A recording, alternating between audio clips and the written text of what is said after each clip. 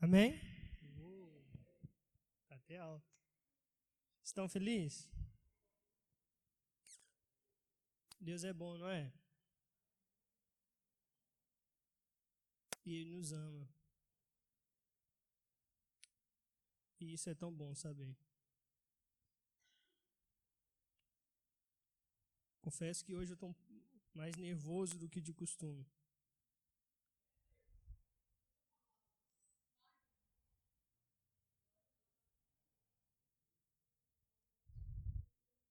Porque diante de tudo que eu li, eu percebi que eu não tenho vida de oração.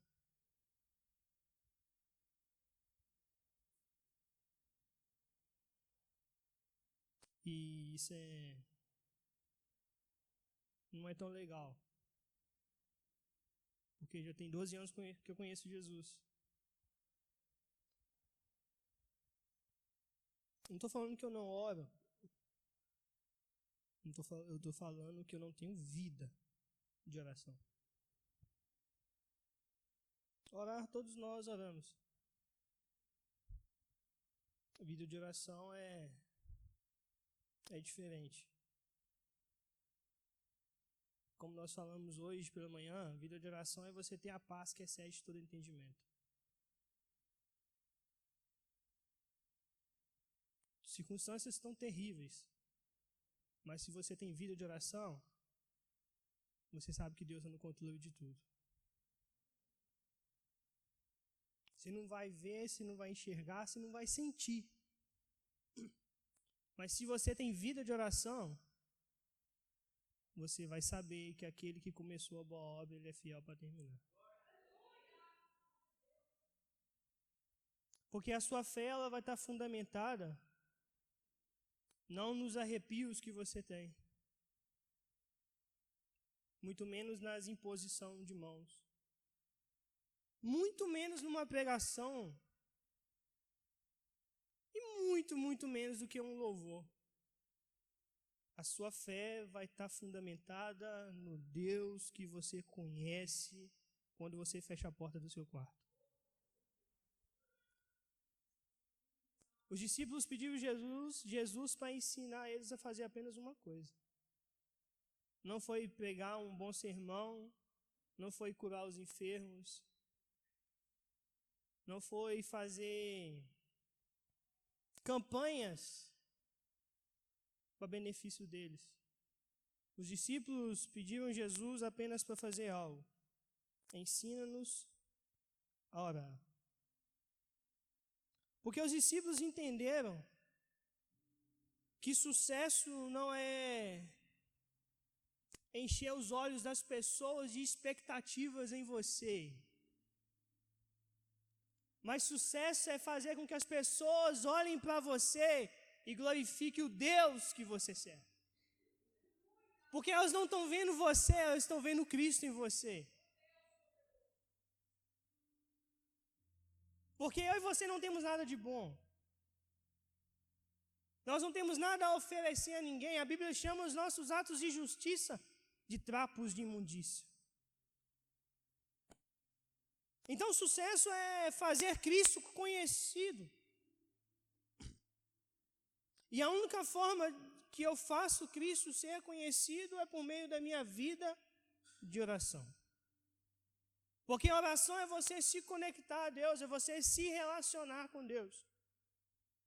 Eu ouvi, quando eu me converti, há 2 anos após a minha conversão, em meio a um discipulado, uma pessoa me disse: Romélio, Deus ele é um Deus de relacionamento. E ele usou essa frase baseada em Tiago, capítulo 4, versículo 8. Chegai-vos, pois, a Deus, e Ele chegará a vós. O problema é que nós hoje estamos acostumados a querer que as coisas se resolvem no piscar de olhos. Porque nós não queremos construir algo. Nós não queremos gastar energia, gastar recursos. Eu não estou falando recursos financeiros, é gastar a sua vida, o seu tempo. Porque a oração ela é uma construção. E não é uma construção de algo que vai fazer todo mundo ansiar, porque poucos gostam de orar. Nós nos deleitamos no conhecimento de Deus por meio das Escrituras, mas uma vida de oração são poucas pessoas que almejam. Porque oração é você se humilhar diante da presença de Deus. É você reconhecer que você não é digno e merecedor de nada. Então a oração não vai inflar o seu ego nunca. Ela só vai diminuir ele. A oração só vai mostrar que você não é bom, mas que ele é bom.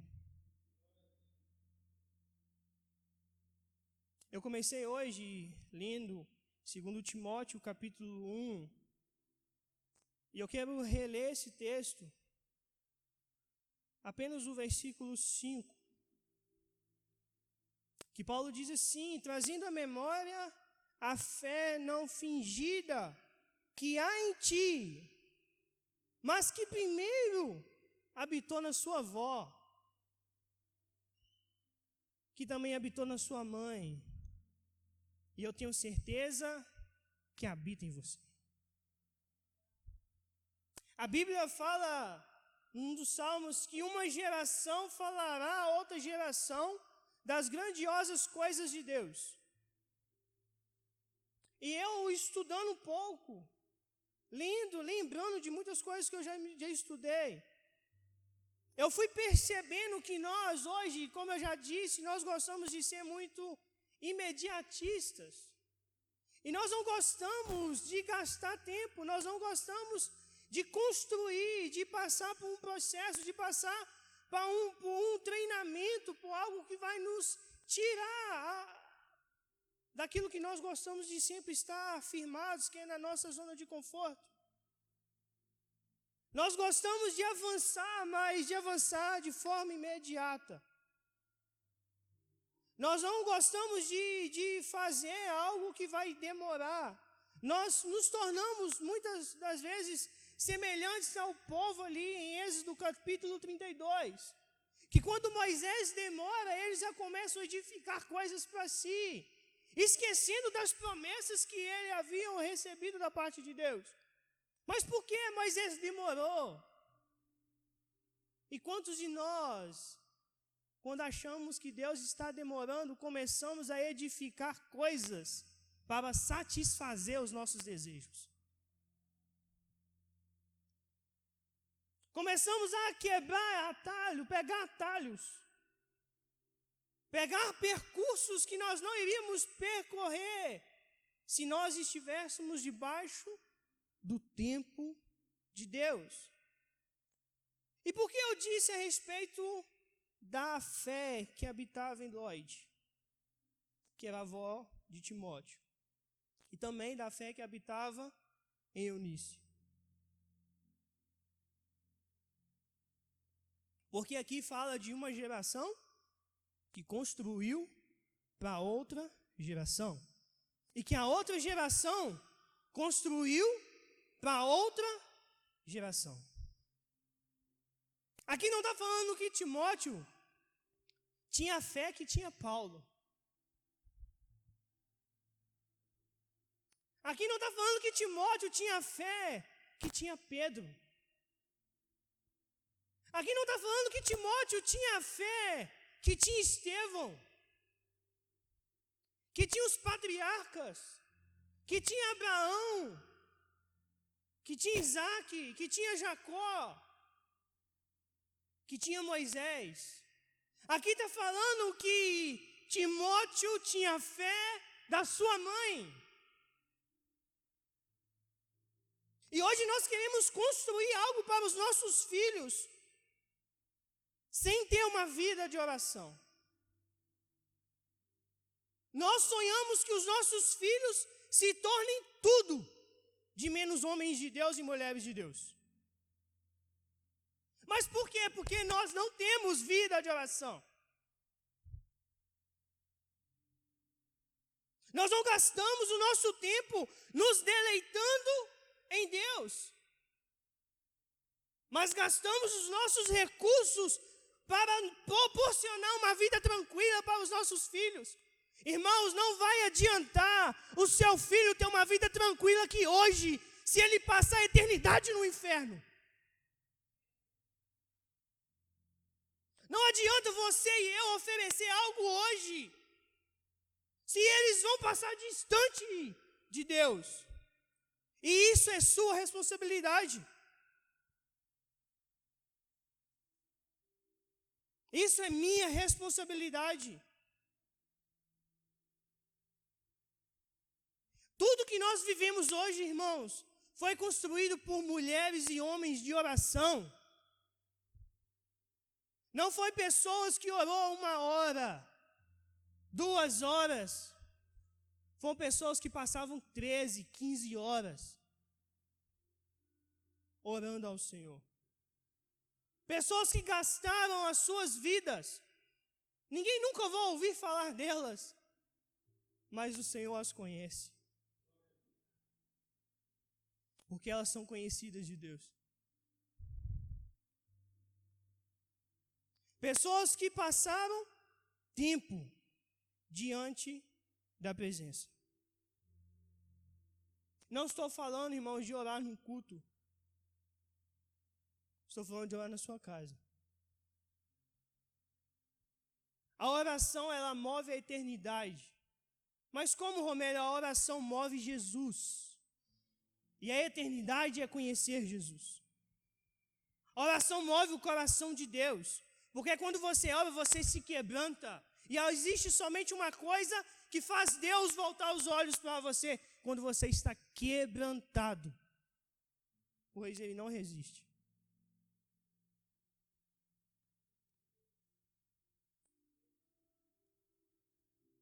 Alguém aqui já ouviu falar de John Knox? Não?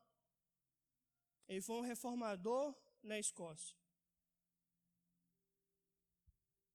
E ele fez uma oração, certa vez. Senhor, dá-me a Escócia, senão eu morro. Eu me coloco diante da tua presença como uma chama, para que tu venhas e incendeia a Escócia. Isso foi no ano 1500 e alguma coisa. E assim Deus fez. Mas por quê? Porque alguém orou. A rainha da Escócia, a rainha, irmãos, ela dizia que ela temia muito mais a oração de John Knox do que 10.000 soldados. Pensa o que é isso? A rainha de uma nação falava isso a respeito de um homem de Deus. Eu temo muito mais a oração sua do que 10.000 soldados vindo contra nós. Mas por quê? Porque é conhecido de Deus. Evan Roberts, alguém conhece? Avivamento do país de Gales. Foi um avivamento, irmãos, que as prisões fecharam. Os bares pararam de existir. Polícia ficou sem serviço. Mas por quê? Porque houve um toque de Deus. Mas aconteceu em uma noite de oração? Não. Foram 11 anos orando. Como eu disse, a oração é uma construção.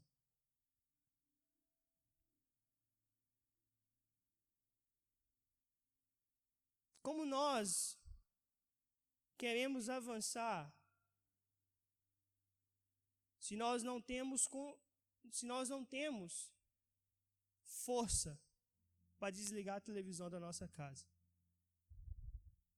Assim dizia Leonardo Ravenhill, um homem de oração.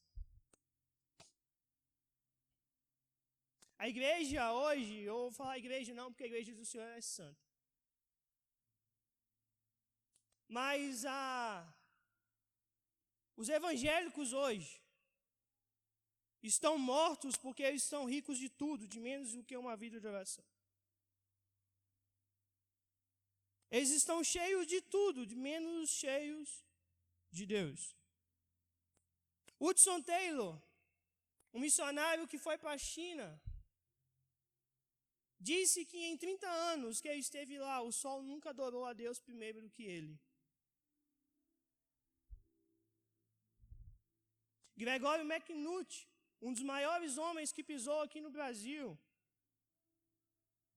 quando descobriram da sua morte foi porque ele estava dormindo, achavam que ele estava dormindo.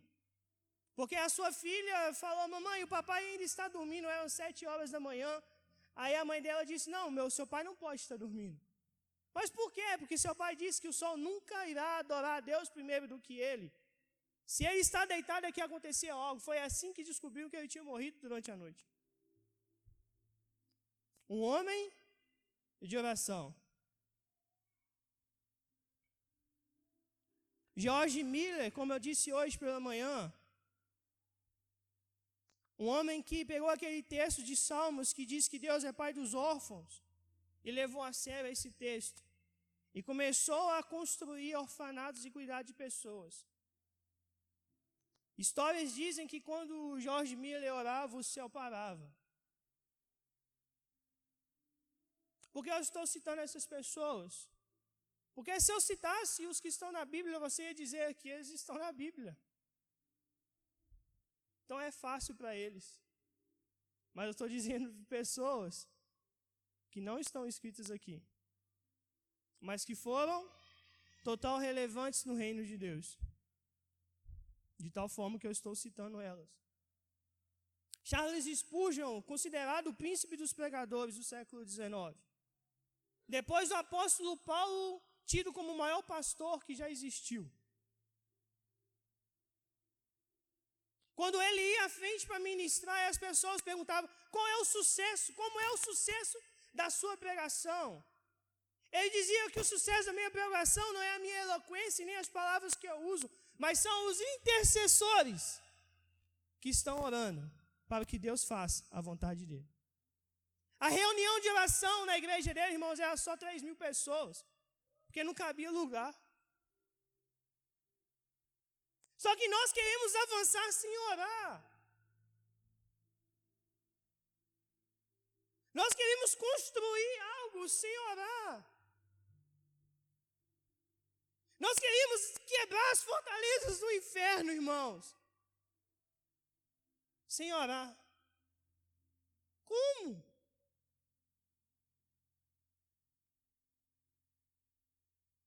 Se não tem vida de oração, não tem comunhão com Deus.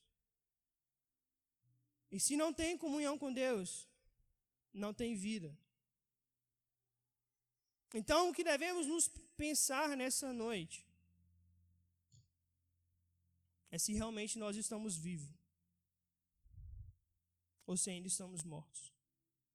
Leonardo Ravenhill dizia no seu livro Porque Tardo Pleno Avivamento que nenhum homem é maior do que sua vida de oração. O cristão que não está orando está brincando. As pessoas que não estão orando estão se desviando. O púlpito pode ser uma vitrine para mostrar os talentos de uma pessoa. Já o quarto de oração não permite nenhum exibicionismo. Ele também disse que 5 minutos dentro da eternidade, eu creio que cada um de nós desejaríamos ter sacrificado mais, orado mais, agonizado mais, jejuado mais, chorado mais. Um homem pecador, ele para de orar. Mas um homem de oração, ele para de pecar. Como vamos avançar e fazer com que Cristo volte? Se eu não tenho tempo de oração, se eu não tenho vida de oração,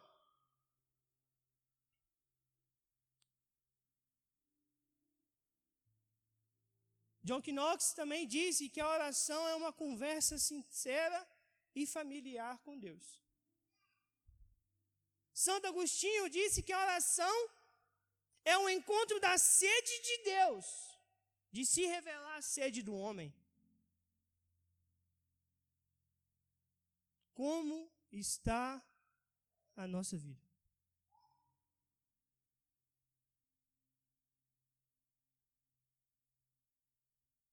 Um culto não é um lugar de pedintes, mas um culto é um lugar de adoradores. Mas nós invertemos as coisas. Nos reunimos para pedir e não para sacrificar.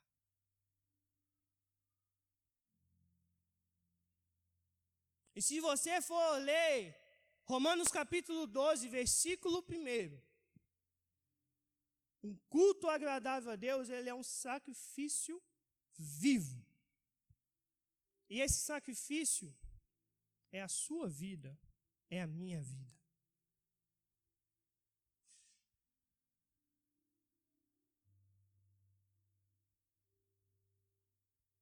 Nós nos reunimos neste lugar,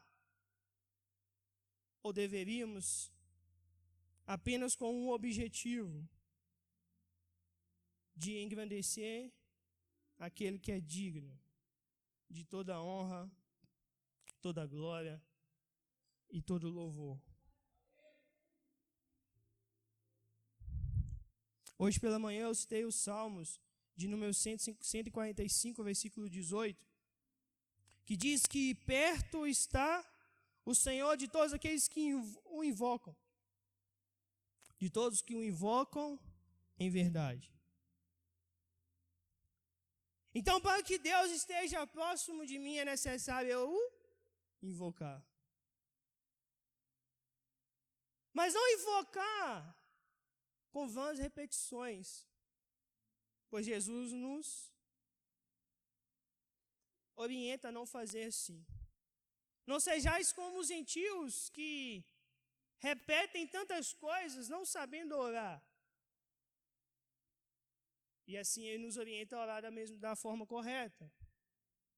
Então, invocar o Senhor é se colocar em um lugar de encontro com a presença.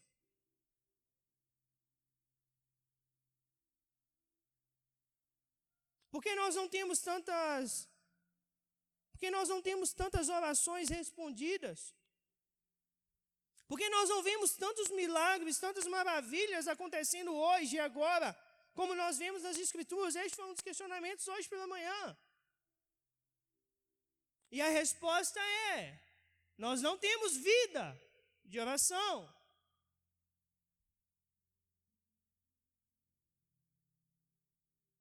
Qual o homem que mais orou nas Escrituras? Jesus. A Bíblia diz que ele se reunia com os seus discípulos e dava na telha dele e falava assim: ei, fica aí que eu vou me retirar. E ele ia para onde? Para o monte orar. E ele ficava no monte fazendo o quê? Tirando selfie, né? Fazendo fogueira, conversando, cantando louvor. Eu estou dizendo que é errado cantar louvor. Mas ele fazia o quê? Orava. E quando Cristo descia do monte, o que acontecia? A Bíblia diz que eles traziam as multidões, todo mundo enfermo, todo mundo endemoniado, todo mundo cheio de tudo. E a Bíblia diz que ele fazia o quê? Curava todos.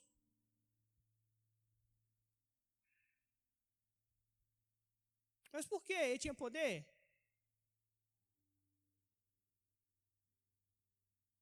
Tinha. Será que ele era 100% Deus, 100% homem? Sim. Mas ele fazia tudo debaixo da vontade do Pai.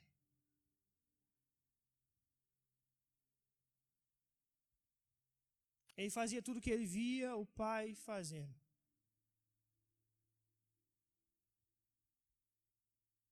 Ele caminhava debaixo da graça de Deus.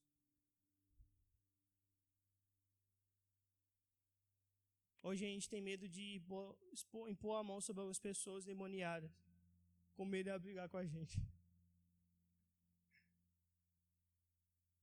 Não é verdade?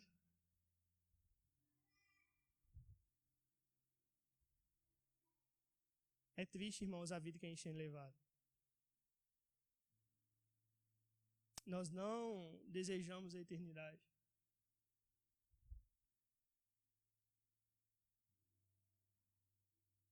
Porque não tem como alguém ficar sós com Deus e não ser transformado.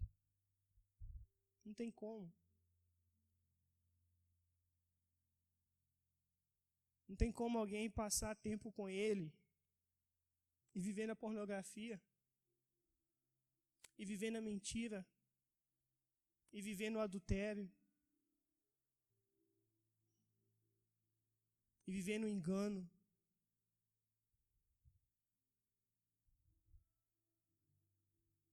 Se você ama hoje o seu pecado mais do que ama a Deus, irmãos, coitado de você se Jesus voltar agora.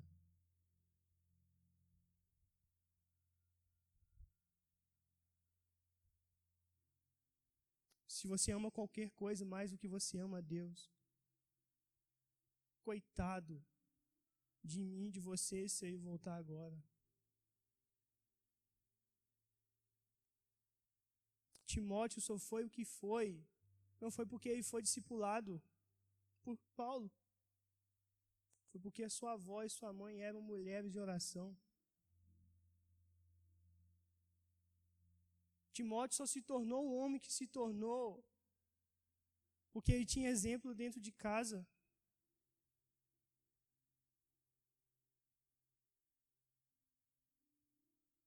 E às vezes nós queremos que as pessoas da nossa família se convertem, sendo que a gente não dá exemplo. A gente vive na mentira.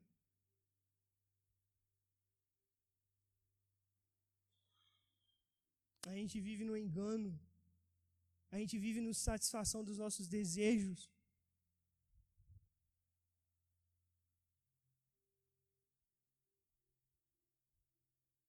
Se nós não mudarmos a nossa vida, irmãos, nós não estamos prontos para cantar Maranata. Nós não estamos prontos para encontrar com Ele.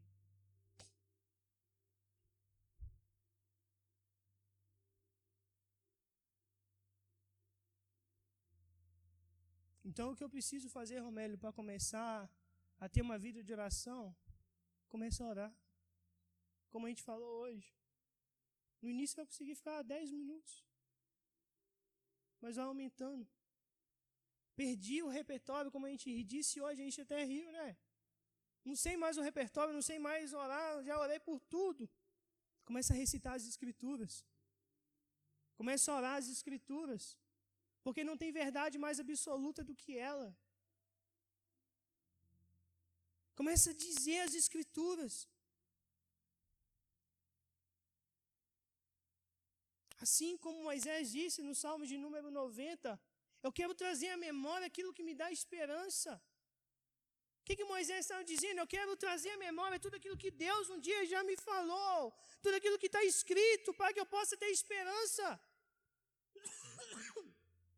E quando você for pego no meio de angústia, comece a recitar a palavra do Senhor, porque ela é a nossa esperança. Ela é suficiente para nós. Comece a trazer à memória tudo aquilo que o Deus já falou. Começa hoje. Não deixe para depois.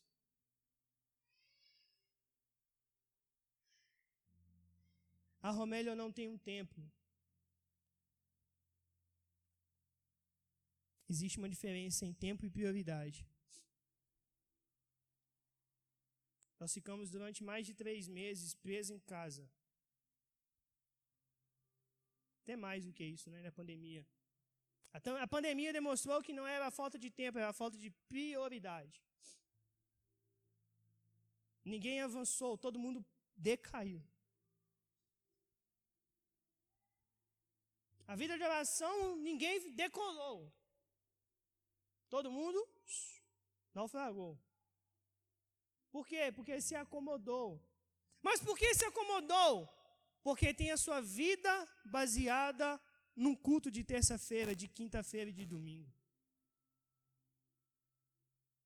Muitas pessoas abrem a Bíblia, irmãos, aqui hoje. Essa semana, abriu a Bíblia agora. Leu o primeiro texto, nem leu, eu que li para você.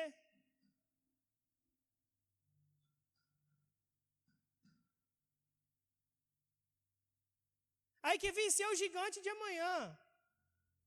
Meu irmão, o gigante de amanhã não é os boletos que você tem que pagar. O gigante de amanhã está dentro de você. Pense nisso.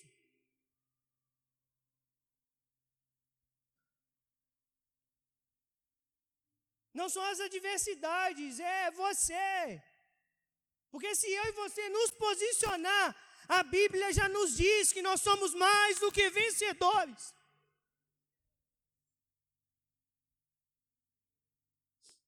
A Bíblia já nos diz que nós não somos cauda, somos cabeça. A Bíblia já nos diz que nós somos mais em tudo. Porque Cristo já venceu tudo por nós. Você recebeu isso hoje. Mas por que eu não vivo dessa forma? Porque eu não oro. E quando eu não oro, eu me torno uma presa fácil. Não para o diabo, mas para os meus amores.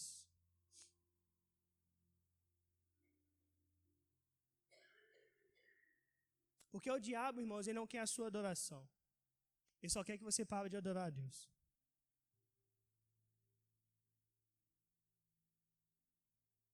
O diabo só pediu adoração para uma pessoa. E foi para Jesus. Para ninguém mais ele pediu. Ele quer que você mude a rota. E o que é mudar a rota? Parar de adorar a Deus.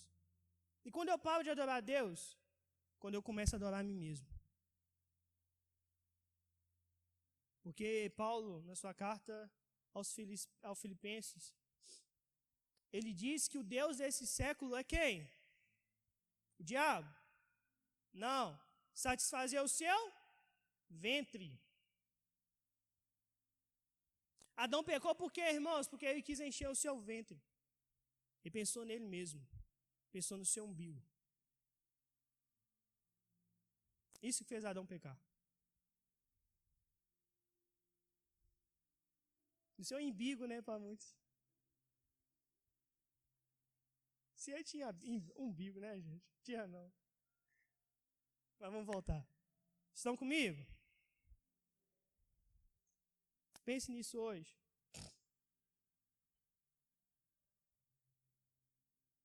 No momento do louvor, teve um momento de entrega. E a entrega que você tem que fazer hoje é a sua vida. É se voltar aos pés da cruz. Se arrepender.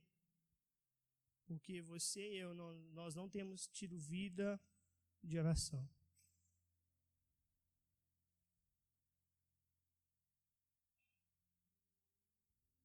Nós não temos gastado o nosso tempo conhecendo Deus que tudo fez por nós. E quando eu não conheço a Ele, eu só vou querer os benefícios dele.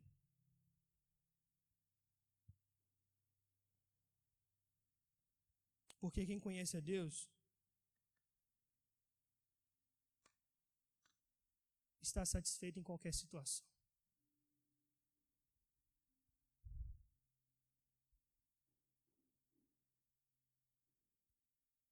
Quem conhece Deus, ele não se importa se o rio está correndo para baixo ou para cima. Ele está preocupado para onde Deus está orando. Ele está atento naquilo que Deus está fazendo. Porque tem o seu prazer no Senhor.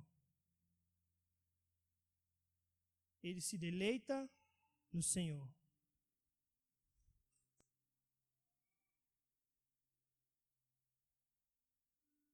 Amém?